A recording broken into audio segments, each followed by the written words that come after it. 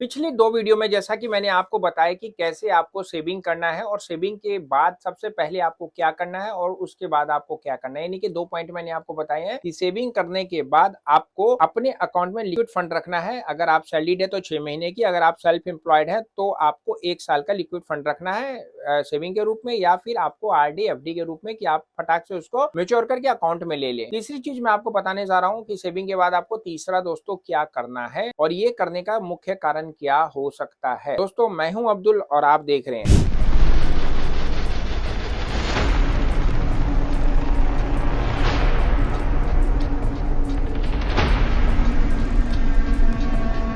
दोस्तों स्वागत है आपका एक नई वीडियो में मनी की पाठशाला में। और आज की टॉपिक है दोस्तों कि आपको सेविंग के बाद अगला काम क्या करना है ताकि आप फाइनेंशियल फ्रीडम रहे और जब तक जिंदा है तब तक रहे और आपके जाने के बाद भी आपकी फैमिली को दिक्कत ना हो। तो दोस्तों आज हम बात करने जा रहे हैं, जैसे कि पहला मैंने आपको बताया कि आपको सेविंग करना है, सेविंग के बाद लिक्विड फंड रखना है, उसके बाद बीमारी में सबसे ज्यादा हमारा खर्चा होता है, उसके लिए आपको मेडिकल इंश्योरेंस करवाना है। मेडिकल इंश्योरेंस कराने के बाद दोस्तों अगला इंश्योरेंस जो होता है वो टर्म इंश्योरेंस होता है। टर्म इंश्योरेंस आपके इन्वेस्टमेंट बकेट में होना जरूरी है। इसका कारण दोस्तों देखिए, जीवन में जो आज आप जिंदगी जी रहे हैं वही चीज आपकी फैमिली आपके जाने के बाद भी जिए, उसके लिए दोस्तों पैसे की तो जरूरत पड़ेगी ही। तो दोस्तों आज जिंदगी आप जैसी भी जी रहे हैं उसमें आपको, जैसा मैंने बोला कि अगर सैलरीड है तो आपको 6 महीने की सैलरी आपके अकाउंट में होनी चाहिए, और अगर सेल्फ एम्प्लॉयड है तो 1 साल की सैलरी आपके पास होनी चाहिए। अब बीमार हो गए हैं तो दोस्तों उसके लिए मेडिकल इंश्योरेंस हो गया। लेकिन टर्म इंश्योरेंस दोस्तों क्या होता है? टर्म इंश्योरेंस दोस्तों एक करार होता है आपके और इंश्योरेंस कंपनी के बीच में, और उसमें ये होता है कि अगर आपके साथ कोई दुर्घटना घटी तो वह उस दुर्घटना का मुआवजा बैंक आपके फैमिली को देगी। यानी कि आपका डेथ हो गया या परमानेंट डिसेबिलिटी होगी, यानी कि आप विकलांग हो गए, तो दोस्तों वह चीज आपके लिए जरूरी है, क्योंकि उसमें कम प्रीमियम के ऊपर आपको ज्यादा से ज्यादा आप लोगों का रिस्क कवर होता है। मान लीजिए कि आपकी उम्र अभी 30 साल है, तो दोस्तों अगर आपकी इनकम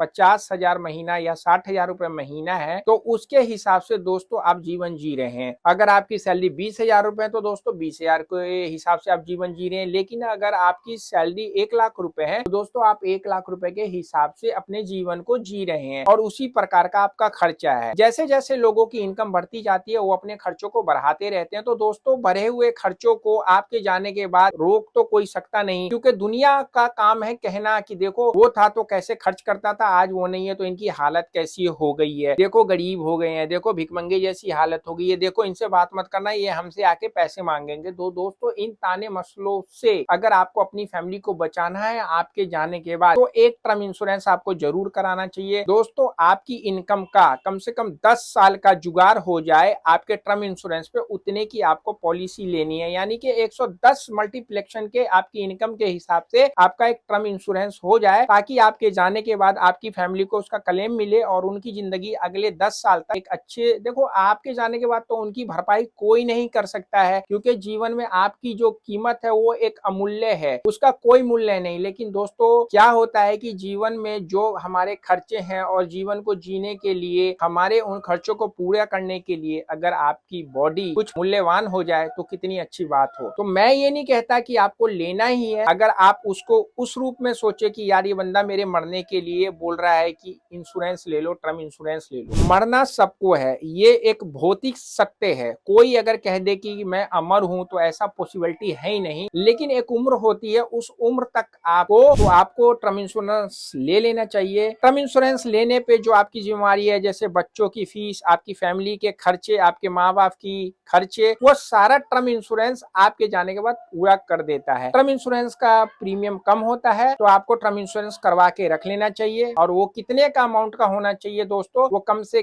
कम आपके इतने अमाउंट का होना चाहिए कि आपके जाने के बाद वो 10 साल तक उन पैसों से छोट जिंदगी को जीते रहे। तो टर्म इंश्योरेंस आपको बहुत जरूरी है, लेना चाहिए। सबसे पहले सेविंग करना है, सेविंग करने के बाद आपको लिक्विड फंड बनाना है, उसके बाद आपको मेडिकल कराना है, उस मेडिकल के बाद आपको एक टर्म इंश्योरेंस लेना है। और टर्म इंश्योरेंस कम प्रीमियम पे आपको ज्यादा एडवांटेज दे देता है। बहुत सारे टाइप के टर्म इंश्योरेंस होते हैं, कोई राइडर होता है, कोई मतलब रिटर्न ऑफ प्रीमियम होता है। तो आपको एक सिंपल सा टर्म इंश्योरेंस लेना है और कम से कम 60 साल की एज तक के लिए लेना है, क्योंकि 60 साल के बाद जो भी आपके डिपेंडेबल हैं वो खुद बड़े हो जाते हैं। तो आप चाहें तो आप टर्म इंश्योरेंस 60 साल तक, कम से कम 60 साल का लीजिए और उसके ऊपर तो आप जितना चाहें ले सकते हैं। तो आशा करता हूं दोस्तों इस वीडियो में मैंने आपको टर्म इंश्योरेंस के बारे में बताया है। ये भी एक इन्वेस्टमेंट का छोटा सा पार्ट होता है जिसकी वजह से आप अपने जाने के बाद अपनी फैमिली के लाइफ को सिक्योर कर सकते हैं। वीडियो अच्छी लगी तो लाइक करिए, वीडियो को अगर फेसबुक पे देख रहे हैं तो फॉलो कर लीजिए। सेविंग और इन्वेस्टमेंट से रिलेटेड वीडियो आपको इस चैनल पे मिलती रहेगी। मिलते हैं फिर नेक्स्ट वीडियो में। वीडियो को लाइक करिए, शेयर करिए, कमेंट्स करना नहीं भूलिएगा। सी you. Oh, I don't mind a little rain on my suit. A little bit of anger makes you cute. And we've been watching this show so long, but it feels like everything that we